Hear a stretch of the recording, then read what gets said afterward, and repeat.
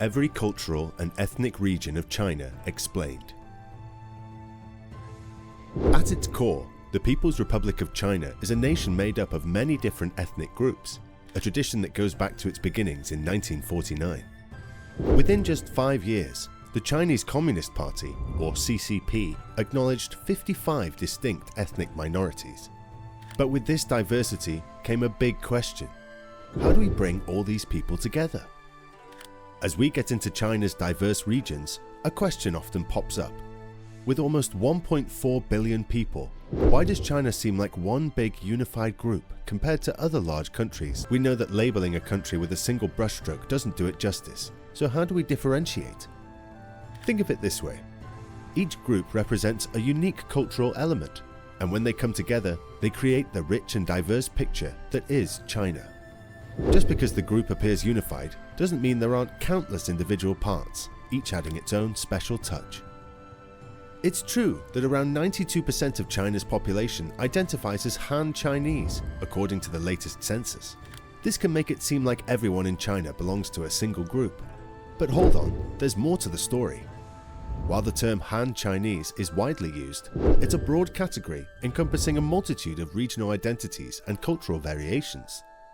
While categorizing everyone who identifies as Han Chinese might seem convenient, it paints an incomplete picture. The reality is, this seemingly large and unified group actually holds a treasure trove of diversity within itself. It's like a box filled with colorful gems, all categorized as gems, but each sparkling with its own unique color, size, and history. This diversity goes beyond just language. Even within the Han Chinese population, there are distinct cultural and genetic variations. Take language, for example. Experts even debate whether the various Chinese dialects can be considered the same language. Let's explore this language diversity further. Mandarin, the most common dialect spoken by around 2/3 of the population, hails from north-central China and has become the standard form of the language. However, the southern regions boast a much wider range of dialects, with prominent ones like Wu, Min, Hakka, and Cantonese. Interestingly, the historical migration patterns of Chinese people also add to this linguistic curtain. Many Chinese communities established in Southeast Asia, the Middle East, and even parts of East Africa originated from the southern coast of China, bringing their unique dialects with them. These established communities, formed by earlier waves of migration, often spoke different dialects compared to more recent immigrants speaking Mandarin. So, while classifying everyone as Han Chinese might seem straightforward at first glance, it overlooks the vibrant diversity that lies beneath the surface. Take Southeast Asia, Hong Kong, and Macau for example. Here, you'll hear Hakka and Cantonese spoken more than Mandarin, which shows the regional variations within the broader category of Han Chinese. This diversity extends beyond language. While over 90% of China identifies as Han Chinese, this massive group actually holds surprising genetic diversity. Think of it like a family tree. Despite sharing a common ancestor, each branch may develop unique characteristics over time. Similarly, even though northern Han Chinese tend to be taller and lighter skinned compared to their southern counterparts, it's because of a complex interplay of genetics and environment, not a strict divide. Here's another layer to the story. Scientists believe the ancestors of all East Asians, including the Han Chinese, migrated north into China around 40,000 years ago. Over time, this population further diversified, splitting into Northeast and Southeast Asians. It's interesting to note that the populations in southern China and northern Southeast Asia might even form a spectrum, making it challenging to draw clear lines between them. So, this is exactly why looking beyond labels is important. As China undergoes rapid urbanization and people move within the country, the gap between north and south is gradually narrowing. However, it's important to remember that China isn't just about the Han Chinese majority. Around 8% of the population belongs to various ethnic groups, each with its own unique cultural identity. One of the most well-known non-Han groups is the Tibetan people, residing mainly in the southwest. They are known for their strong cultural identity and distinct language, related more closely to the people of Myanmar and Bhutan than the Han Chinese. Their devotion to Buddhism also sets them apart. While many associate China with Buddhism, this religion only has around 60% active practitioners in the country, and the majority belongs to the Mahayana sect, introduced over 2,000 years ago. This brings us to another interesting aspect of Chinese culture: religion. While Westerners might picture China filled with Buddhist and Taoist monks, the reality is quite different and diverse. In fact, less than 1% of the population identifies as Taoist. Though distinct, these two philosophies have influenced each other throughout Chinese history. Approximately 20% of China's population follows traditional Chinese folk religions, including practices like Confucianism, ancestor worship, and various indigenous beliefs. These encompass a multitude of groups, categorized as indigenous by most sources, yet due to China's historical seclusion, outsiders have limited knowledge about their philosophies and rituals.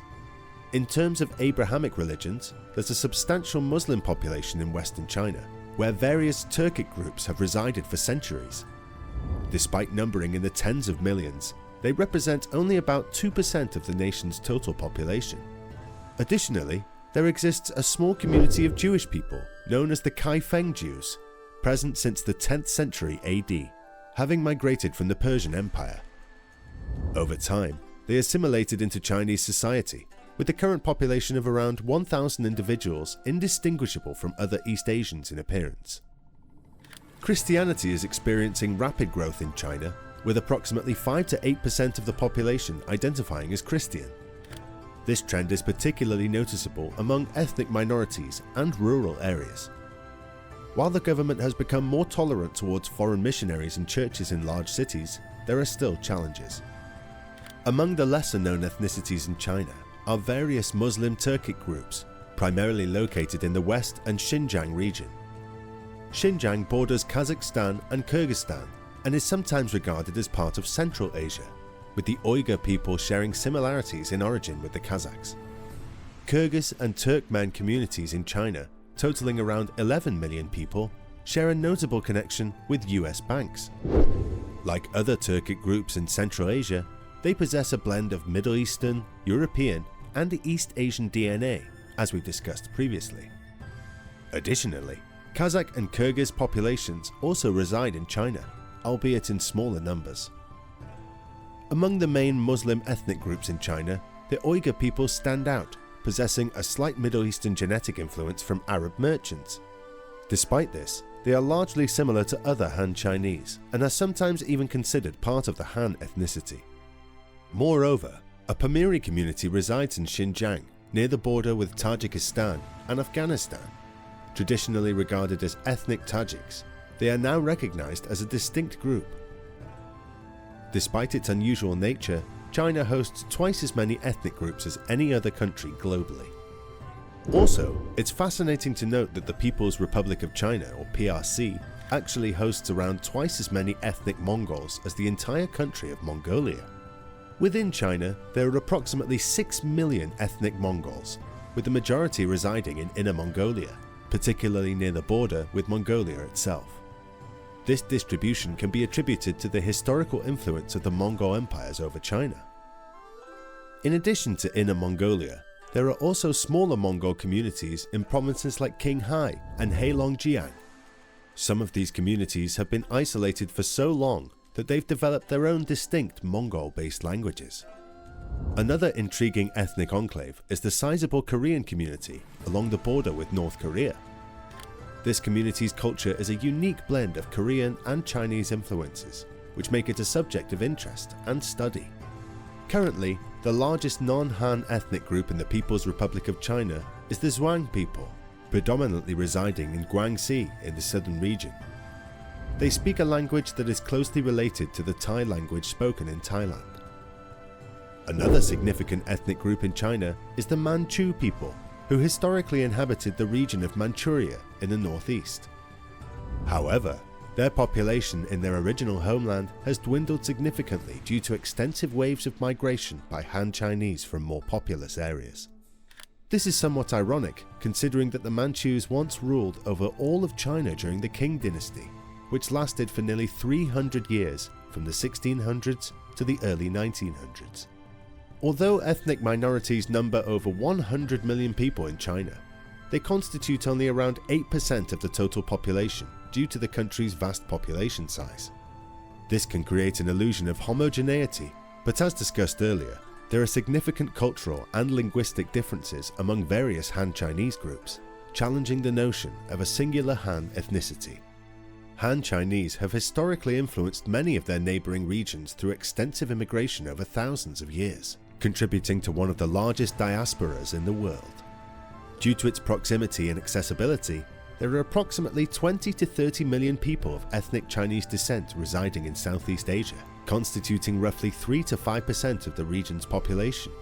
Chinese majority areas are prevalent in countries like Singapore, Malaysia, and Thailand. When considering individuals with partial Chinese ancestry, this percentage rises significantly, with estimates suggesting that up to 80 million people in Southeast Asia have recent Chinese roots, indicating that around 14% of the region's population has at least one Chinese ancestor. Ethnic Chinese communities have historically wielded considerable political and economic influence in many Southeast Asian countries. However, this dominance faced challenges during waves of anti-Chinese riots and pogroms in the region from the 1970s to the 1990s. The Americas, both North and South, also host significant Chinese immigrant populations. The United States boasts the largest number of Chinese immigrants, while Canada, particularly British Columbia, has a notably high proportion, with over 10% of its population being Chinese. In addition, a substantial number of Chinese immigrants settled in Peru during the mid-1800s to the early 1900s, contributing to an estimated 15% of the population having some Chinese ancestry. China's extensive diaspora, combined with its growing influence and technological advancements, has led many people to envision the upcoming era as the Chinese century. But internally, simmering tensions with ethnic minorities and a tightening grip on information control raises questions about long-term stability. Externally, China's growing assertiveness in territorial disputes and trade practices rubs some nations the wrong way. Is China's rise a win-win for global prosperity, or are we witnessing the dawn of a new dominant power with its own agenda? Only time will tell, but one thing's for sure, the Chinese century might not be as smooth sailing as some predict. It could be an era of great cooperation and innovation, but it could also be a period of friction and competition on the world stage.